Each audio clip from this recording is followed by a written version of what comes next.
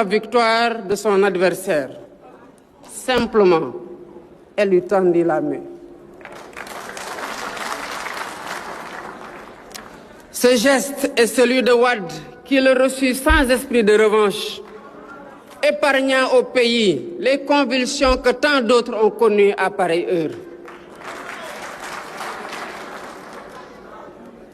Deux hommes que tout opposés écrivirent ensemble ce jour-là l'une des plus belles pages de notre histoire, celle où le pouvoir se transmet par la seule volonté du peuple et dans la grandeur.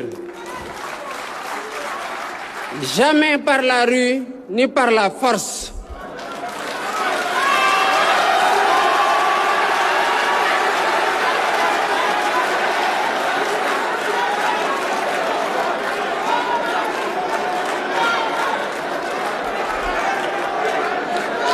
Voilà ce que nos aînés nous ont légué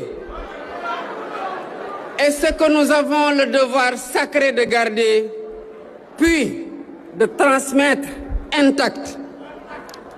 Car la démocratie n'est pas un butin que l'on arrache et que l'on garde jalousement.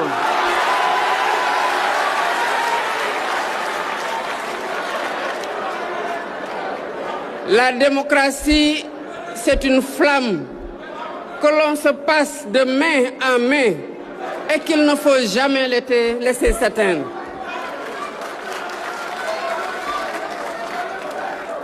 Wade nous enseigne que l'adversaire d'aujourd'hui n'est pas un ennemi. C'est un compatriote bienveillant qui voit le pays autrement et avec lequel il faudra, une fois le combat terminé, continuer d'habiter en paix la même maison Sénégal.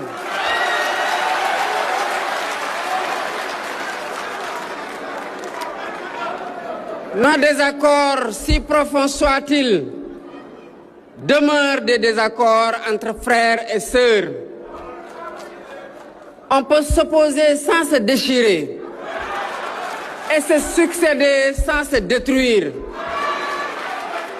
Nos aînés nous l'ont appris, à nous de ne pas le désapprendre.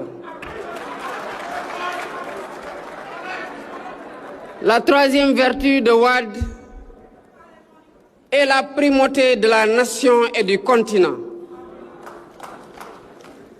Mesdames, Messieurs, distingués invités, la trajectoire du président Abdoulaye Wade épouse celle des premières élites sénégalaises et africaines. Ces hommes et ces femmes pour qui le savoir n'était pas un ornement mais une arme. Et bien mieux encore, la première des libertés à conquérir. Sous le pouvoir colonial, il leur fallait des efforts inouïs pour atteindre les sommets. Et ils les ont fournis avec une faim d'apprendre qui devrait faire honte à notre époque de facilité. De l'école William Ponty au double doctorat en droit et en économie, jusqu'au décanat de la faculté de droit de Dakar, puis au barreau, où son talent fit sa renommée. Sa vie fut celle d'une intelligence rare. Mais cette intelligence, il ne l'a jamais mise au service de sa seule ascension. Il l'a mise au service d'une cause plus grande que lui. Dès 1956, au premier congrès des écrivains et artistes noirs, on le trouvait déjà aux côtés d'Alioune Diop, de Senghor, de Cheikh Anta Diop. Imaginez un seul instant ce que ce seul tableau évoque.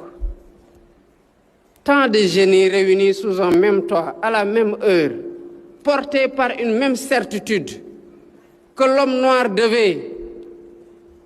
avait le droit de penser le monde et non seulement de le subir. Leur parcours politique devait ensuite diverger, parfois jusqu'à les dresser l'un contre l'autre. mais par-dessus tout ce qui les sépara, et qu'ils tenaient cela en partage. Cette chose qui les dépassait tous, c'était le pays d'abord, le continent d'abord, et la conviction que ce qui unit une nation pèsera toujours plus lourd que les clivages de toute nature.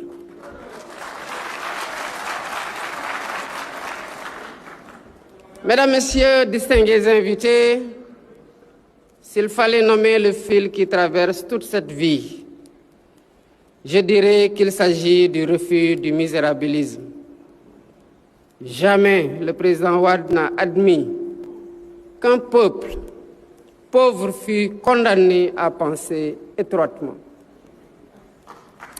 Il tenait que la rareté des moyens n'excuse jamais la pauvreté des ambitions et que la première des richesses d'une nation réside dans la hauteur du rêve qu'elle ose former pour elle-même.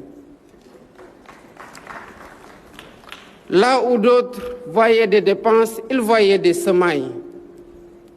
C'est ainsi qu'il fit de l'éducation une priorité absolue, un investissement pour l'avenir, le plus sûr de tous, celui que l'on place dans l'intelligence de ses propres enfants.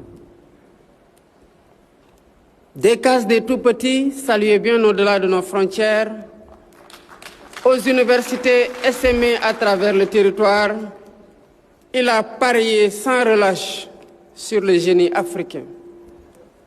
C'est la même foi qui fit de lui le bâtisseur que l'on connaît. Le grand théâtre où nous sommes réunis, le musée des civilisations noires, le monument de la Renaissance et tant de routes et d'ouvrages portent encore sa marque. On en a débattu car les grandes œuvres divisent toujours en leur temps. Et c'est le destin des bâtisseurs que de précéder le goût de leur époque. Mais toutes procédaient d'une seule idée, haute et exigeante, que ce pays méritait de voir grand et qu'il avait le droit à sa part de beauté, mais surtout qu'un Sénégalais ne devait jamais baisser le regard devant personne.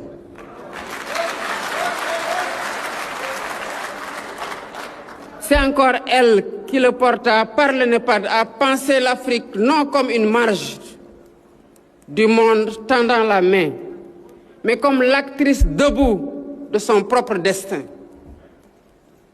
Et puis, par-delà les vertus, il y a l'homme que chacun de nous porte en soi. Mesdames, Messieurs, distingués invités, Abdoulaye Wade fut de ces hommes qui refusent les partages que l'époque croit obligés. Il voulut l'audace sans l'imprudence, la fermeté sans la haine, la fidélité à son parti sans sacrifier la primauté de la patrie.